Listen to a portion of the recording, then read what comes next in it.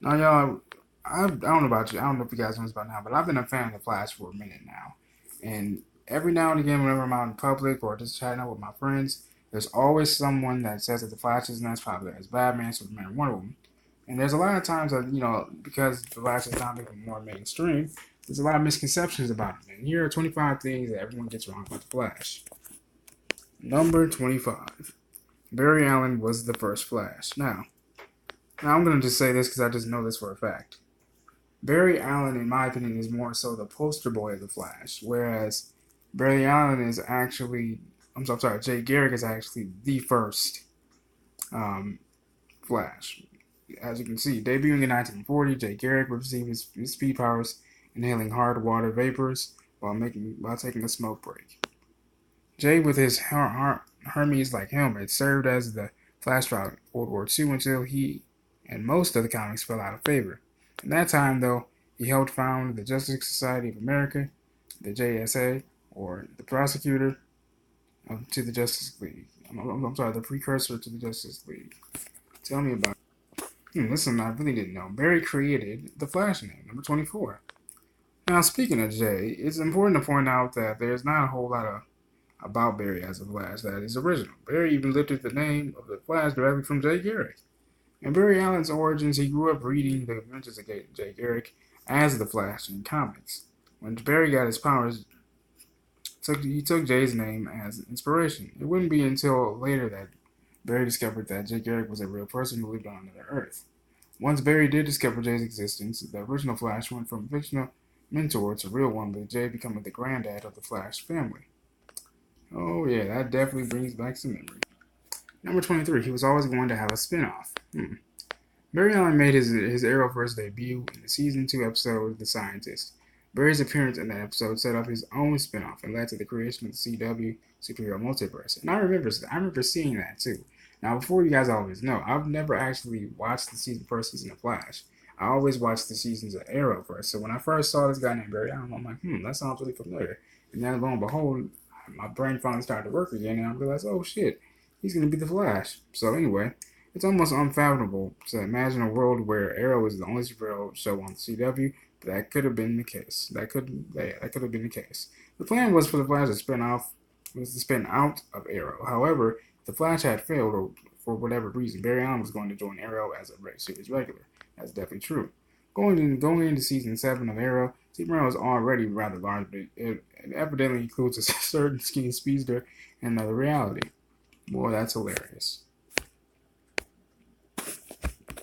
Oh, something at my age. There's two Wally Wests, number 22. Personally, my favorite is Black Wally West. Anyway, the classic image of Wally West is a spunky, redheaded teen. So in 2014, when DC Comics introduced a young, biracial Wally West, whose father was a supervillain, it seemed like the publisher was replacing the classic Wally. This perception continued even when DC brought an older red-headed Wally in DC Rebirth, leading many to believe that the two Wallies were different versions of the exact same character. This isn't the case at all. In fact, the two Wallies are cousins who have the same exact name but are two separate entities with distinct backstories and personalities. The younger Wally even goes by Wallace to further differentiate himself. That's actually good to know. Because boy was I confused for a while. Oh shit, this one's gonna make me cheer jerk. Wally West was erased from history. Now, I do remember reading this as a kid. Sorry about that. Another misconception that launches off the two Wallies is that the original Wally West was erased from existence. When DC Comics rebooted their universe with the New 52, there was no sign of any Wally in sight. So that led a lot of people to believe that Wally was just erased from history. And I mean, who wouldn't make that conclusion? Barry never mentioned his nephew, and none of Wally's closest superhero friends talked about him at all. In the event DC Rebirth, the truth of the missing Wally came to life. Wally hadn't been erased from existence, but trapped in the Speed Force by a mysterious being. No one remembered Wally because their memories had been erased, but Wally's entire history still existed. Wally was and always will be the first Kid Flash, a founding member of the Teen Titans and the successor to the Flash.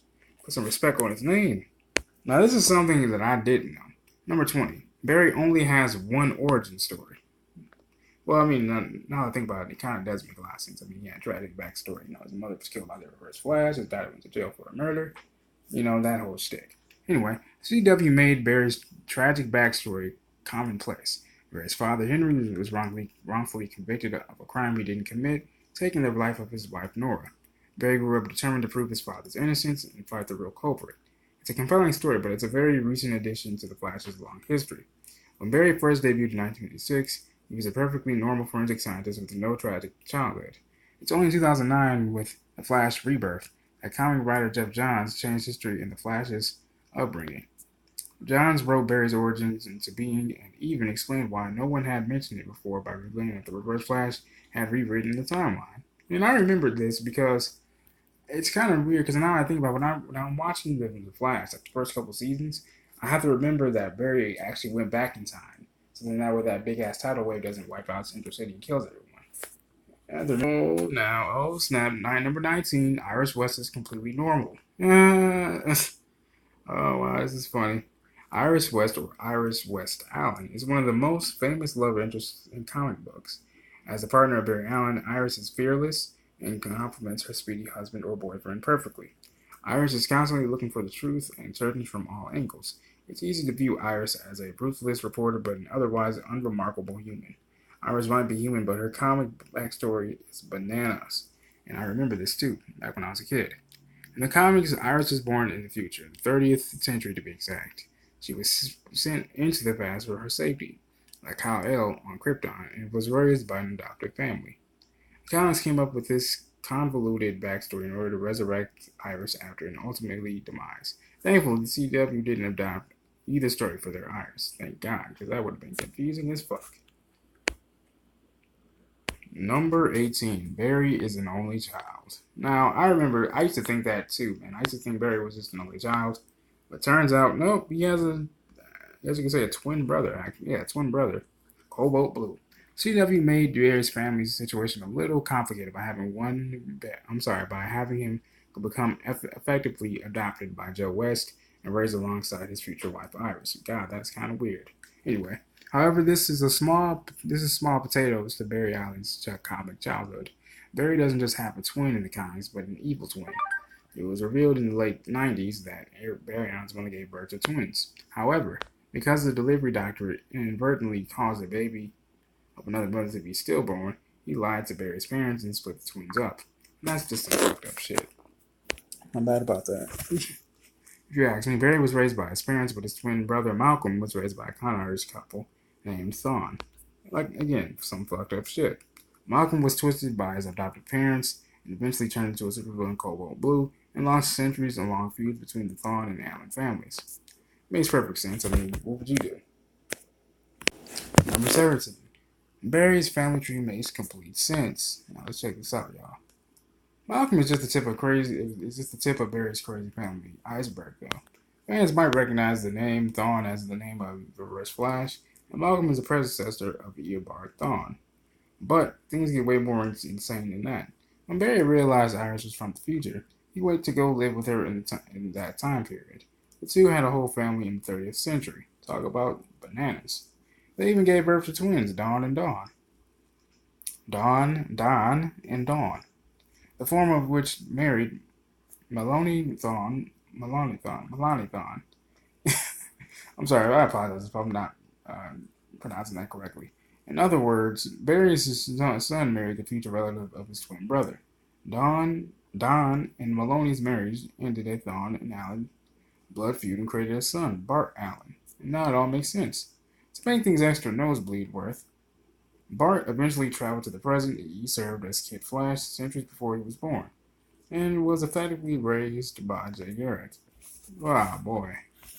A wild-ass family tree. And this one's always been up for debate. There can only be one Flash, number 16. It's pretty common knowledge that multiple men have served as the Flash, and if you didn't know that by now, you obviously haven't been reading this list. The Flash being passed around to multiple people isn't a new comic book convention. Plenty of characters have shared the same superhero title. The unique thing about the Flash is there's almost always been multiple Flashes at the exact same time. And that's what always used to confuse me as a kid, too, growing up, is that, there's so many of these damn motherfuckers, like, who really is the Flash, right? So, First, there was Jay Garrick and Barry Allen, but when Wally West took over the mantle of Flash from Barry, he worked alongside Jay. At one point, Jay, Wally, Barry were all the Flash. But Allen even became the Flash for a time when Wally and Jay were active too. Flash is less than a name and more a title. It makes perfect sense. And it makes things more convenient too. Number 15, he's not that important to DC history. Oh man, people are outrageous with this. Flash's popularity is growing, but he's not widely recognized for as the top tier of DC heroes. I don't know why. In truth, the Flash is vital not only to DC Comics, but comics history as a whole. It was Barry Allen's creation and debut that ushered in the Silver Age of comics. After World War II, comics fell out of favor and popularity. The Golden Age of comics ended right as the war began to wrap up. Barry Allen debut Barry Allen's debut as a Flash was so successful in 1956 that it brought the medium back to life. It inspired other characters like Batman and Superman to receive updated versions as well. Without Flash, superheroes may not even exist. Like I said, man, put some respect on the name. Suck it, Dad. I'm sorry. Sorry, Dad. I know you're a big superhero. I know you're a big Superman fan, but the Flash takes the cake always. Speaking of Batman, because the whole thing is that Batman's the better detective. Number 14. And I always, and like I said, as a kid, I used to always have arguments about things like this. Speaking of Batman, the broody Dark Knight has the nickname of the world's greatest detective. Batman is a certifiable genius in using his brains as well as his brawn to fight crime. Batman's detective skills can't be denied, but according to the man himself, he's not without equal. The Flash is just as good a detective as Batman. Facts. Batman respects the Flash's skills as a forensic scientist and a detective.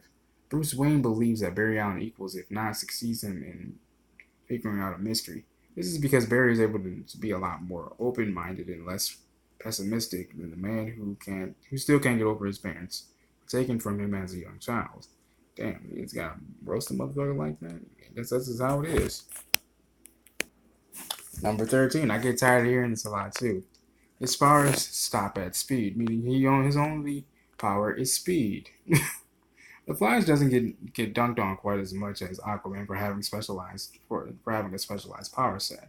Yet the Scarlet Speedster does get a bit of a bum rap for just being able to go fast and that's it. In actuality, the Flash's skills go far beyond speed, even if most of them do revolve around it. The Flash can manipulate the molecules and objects, resulting in their possible explosion, and create a shield around himself and others. He even thinks faster than the average person, resulting in resistance to telepathy and mind control. The Flash is so much more than the red guy that goes fast. Man, amen to that, brother. Oh, this is the one that me and my dad would argue about constantly. Number 12. Superman is just as fast.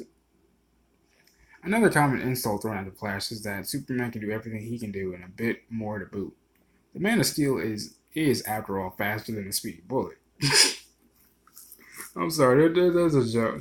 I'll get into that joke later on. But anyway, this belief is just plain wrong. The Flash has several powers than Superman doesn't, but even more importantly, the Flash is significantly faster than Superman. In certain continuities, the answer might change. In the DCEU and the Arrowverse, no knows if the Flash is faster than the Kryptonian. No one knows if the Flash is faster than the Kryptonian. There you go, it's a typo. However, in the mainline comic book timeline, the Flash has proven several times that he can leave Superman in his lightning dust if he truly wants it to happen. Superman is fast, but the Flash is extraordinary.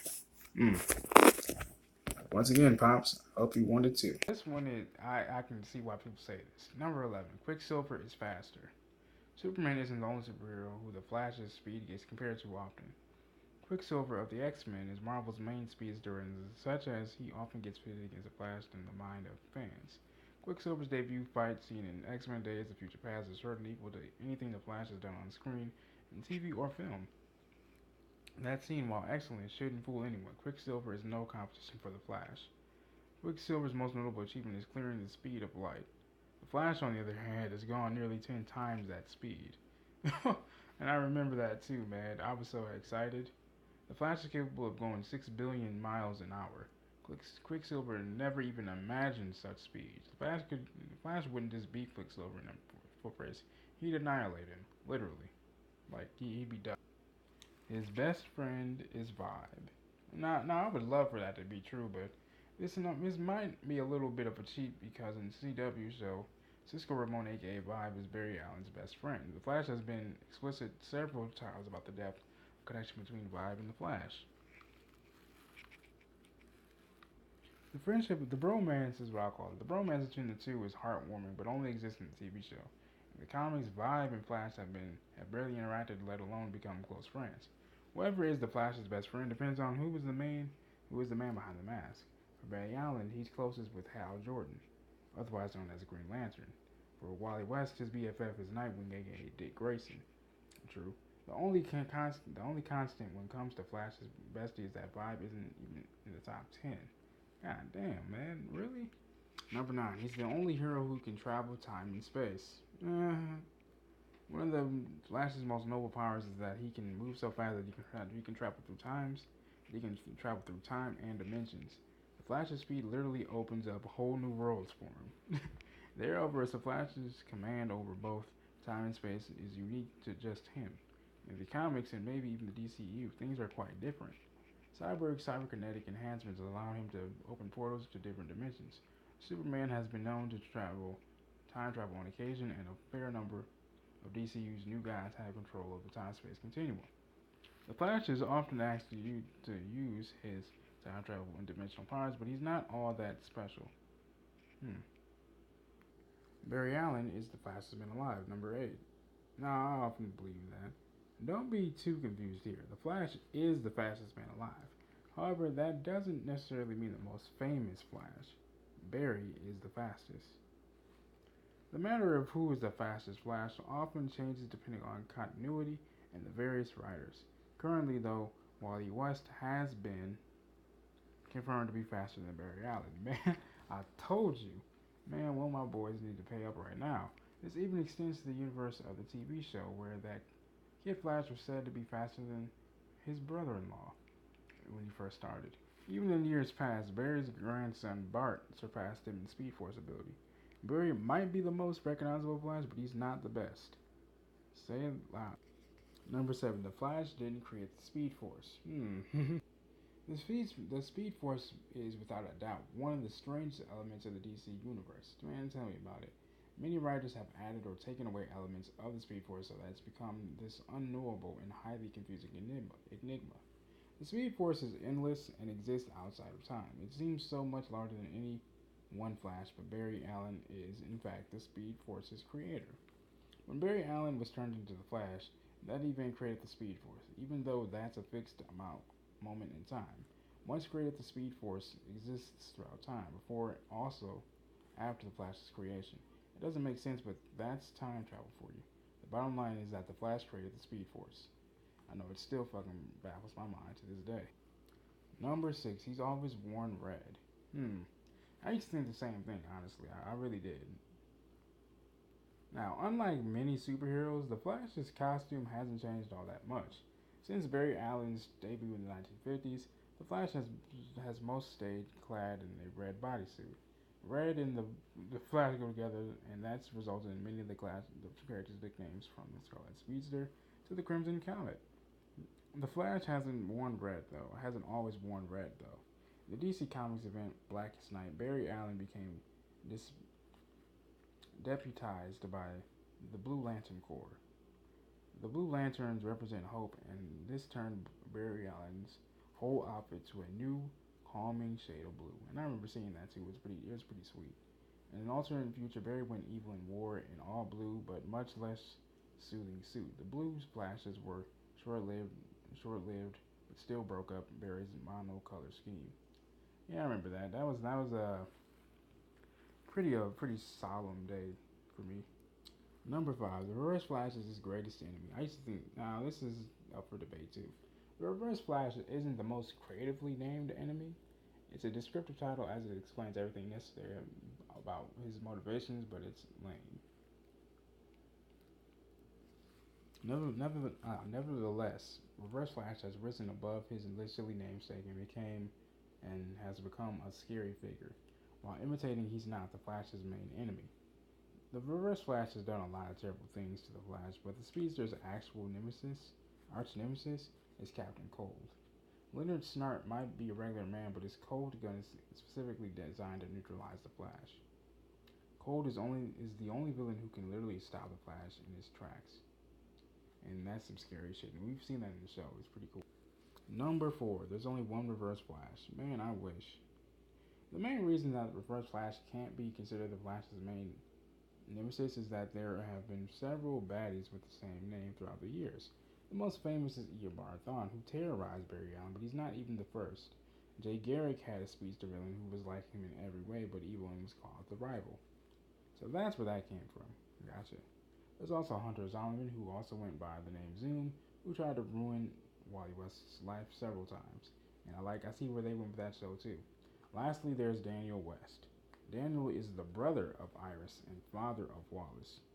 But when he gained Speed Force powers, he turned into a horrible and menacing speed demon who called himself the Reverse Flash. Reverse Flash is as much as a title as the Flash. So pretty much they go hand in hand, which makes a lot of sense. Number 3, he rewrote time in Flashpoint. I always wondered about this too.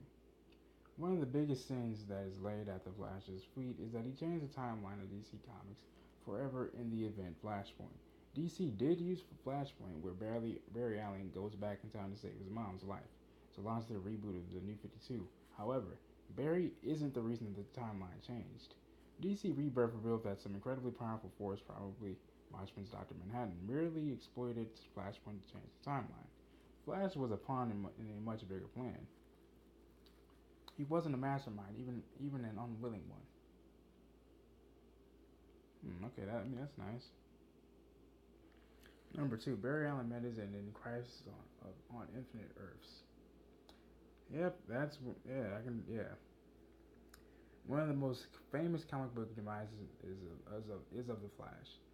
DC's first big event, Crisis on Infinite Earths, set its dark tone and dramatic legacy by having Barry Allen melt before readers' eyes. It wasn't the first time a character had their life taken away in the comic book world, but it was the first time a superhero had gone out in such a dramatic way. The only problem is that Barry Allen didn't expire. Barry Allen disappeared for several decades in comics, but he wasn't 6 feet under as everyone assumed. Rather, the Flash was stuck in the Speed Force. He was alive and well, but unable to escape his prison until the Flash Rebirth. Definitely broke a lot of readers' hearts, definitely mine included. Number 1, he follows Batman's one rule, which is no killing. Nope. Batman isn't the only hero that has vowed not to take a life as a superhero. Batman is the most famous non-fatal hero, though, and almost everyone is aware of his one rule. Barry is friendly with bats, but he doesn't follow that one rule. On the TV show, Barry has struggled with the idea of taking a life, but in the comics, it's much less of a dilemma. Barry Allen is a cop, and like any police officer, he believes fatal force is necessary as a last resort. This is why Barry Allen ended up causing the demise of the Reverse Flash when Thawne tried to win Barry's fiance. And it's a pathos that Wally West has followed and believed in too, although he never actually had to take a life like his mentor. What are some of your favorite little known flashbacks? Sound off in the comments. This has been your boy Joe Speaks, and I hope you guys enjoyed this list by Screen Rant. Shouts out to them. Big up to them always. If you guys liked the video, make sure you guys hit that like button. Subscribe to the Screen Rant channel as well. Make sure you guys if you guys have any requests, let me know in the comment section below as always, or in the back side of my YouTube page where messages are. This has been your boy Joe Speaks, man. I love y'all. God bless.